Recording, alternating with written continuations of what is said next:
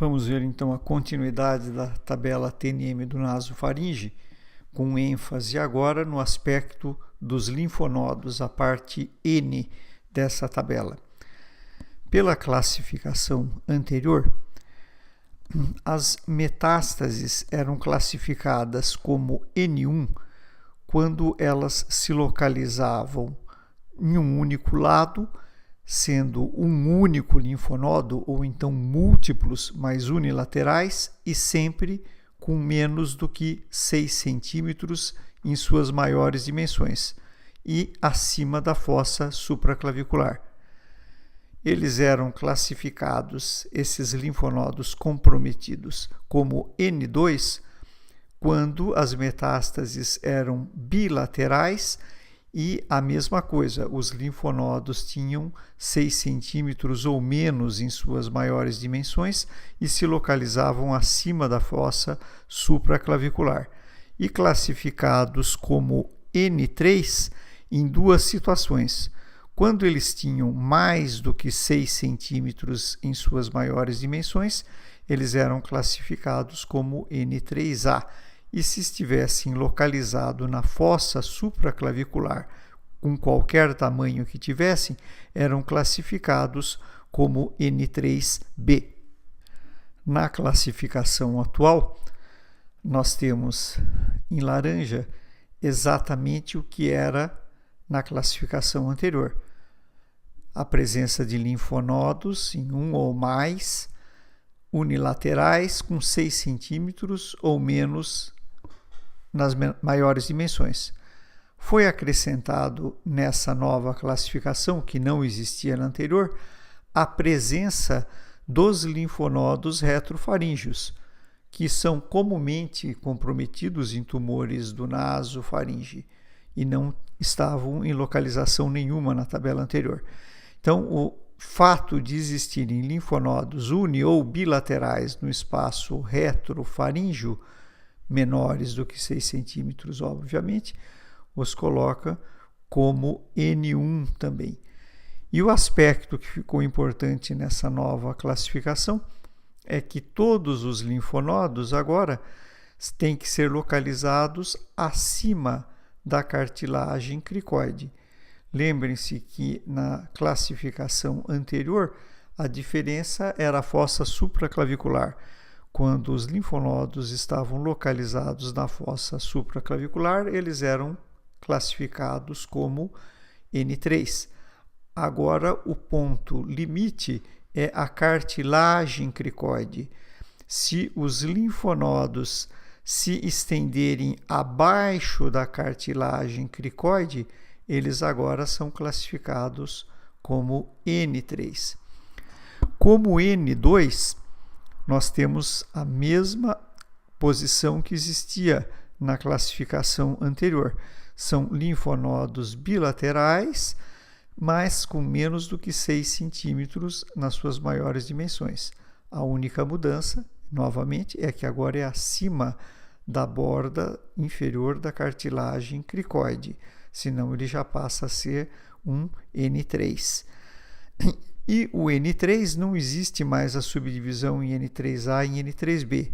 Ele passa a ser N3 se forem linfonodos de um lado ou dos dois, não interessa, maiores do que 6 centímetros, ou com qualquer tamanho, mas localizados abaixo da cartilagem cricoide. Então vejam que se em relação ao T houve uma certa atenuação dos tumores, e em termos de N, a posição do linfonodo foi agravada mais do que na classificação anterior. Se antes, para ser classificado como um N3, ele precisava estar mais baixo na fossa supraclavicular, agora basta ele estar localizado abaixo da cricoide, ele já vai ser classificado como um N3. Então, lembre-se, vão ser incluídos vários grupos de linfonodos. Os linfonodos localizados na cadeia 6 abaixo da cricoide vão ser N3.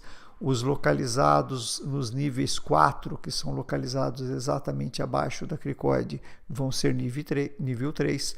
Os linfonodos em nível 5, que estiverem abaixo da cricoide, também vão corresponder a N3, assim como os supraclaviculares, que já eram N3 e continuam sendo nessa nova classificação.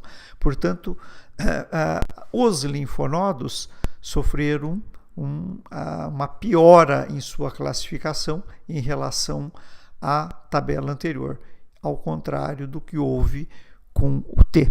Notem também que houve uma ênfase muito grande nessa nova classificação em termos de extravasamento linfonodal, mas para os linfonodos do nasofaringe, isso não entra, tá certo, em vigor. Isso não interessa. O fato de ter ou não extravasamento não muda nada a classificação N desses linfonodos. Interessa só o tamanho e se está acima ou abaixo da cartilagem cricoide. A cartilagem cricoide, portanto, passa a ser um referencial importante nos linfonodos do nasofaringe. Os linfonodos localizados abaixo da cartilagem cricoide são todos classificados como N3, independente do seu tamanho. Para recordarmos, então, vamos lembrar que essa cadeia de linfonodos localizadas no espaço retrofaríngeo, que normalmente vem da base do crânio até o nível mais ou menos de C3, chamada de cadeia de Rouvier, que não entrava nas classificações anteriores do TNM, agora são contempladas dessa nova classificação. Quando esses linfonodos são comprometidos, se forem menores do que 6 centímetros em seu maior diâmetro, eles são classificados como N1. São linfonodos comumente comprometidos pelos tumores localizados no nasofaringe pela sua proximidade. Esse é um caso de um outro carcinoma do rinofaringe que deu importantes metástases nos linfonodos retrofaríngeos. Vejam que foram formados enormes conglomerados e estão localizados bilateralmente. Pela classificação atual, esses linfonodos estejam de um lado ou em ambos, como nesse caso, a sua classificação como N1 vai depender do tamanho. Se o linfonodo ou os conglomerados forem menores do que 6 centímetros, eles são classificados como N1. Se isso for maior do que 6 centímetros, ele passa a ser um N3.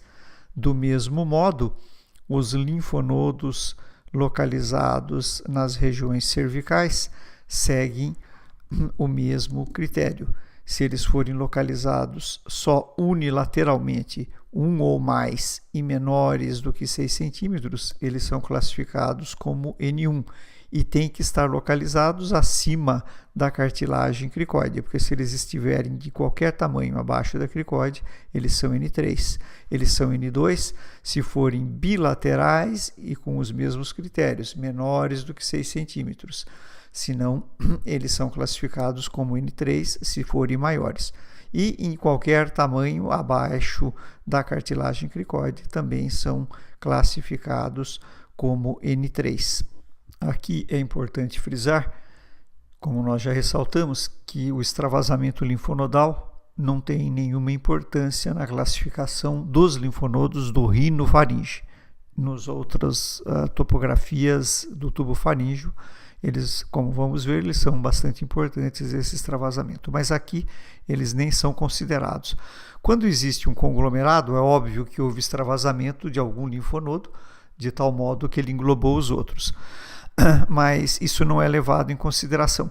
Mas eu considero o conglomerado todo para fazer a medida. É impossível a gente conseguir delimitar cada linfonodo. Então eu pego todo o conglomerado e faço a medida. Se ele tiver mais do que 6 centímetros, ele é um N3. Se for menos, ele continua sendo N1 ou N2. E também vai depender da topografia da cartilagem cricoide. Essa nova classificação também apresentou alguns dados a respeito de fatores prognósticos em relação a esses tumores. São considerados fatores prognósticos maiores ou essenciais quando é relacionado ao tumor o seu estágio, obviamente, o tamanho do tumor, o N que esse tumor tem, todos esses dados que vão definir o estágio do tumor. Quanto maior o estágio, pior, obviamente, o prognóstico.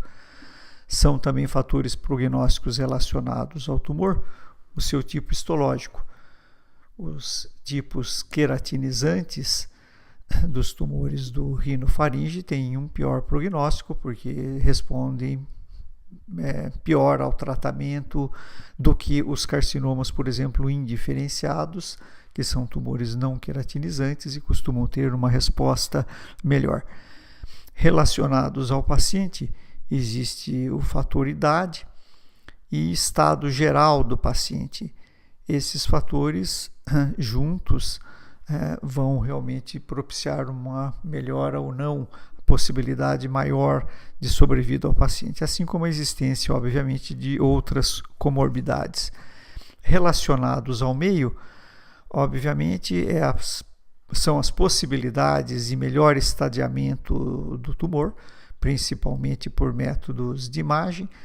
Esses melhores estadiamentos vão propiciar tratamentos mais adequados, a qualidade dos serviços de radioterapia e também dos serviços de oncologia e da experiência que esses serviços vão ter em quimioterapia e outros métodos auxiliares.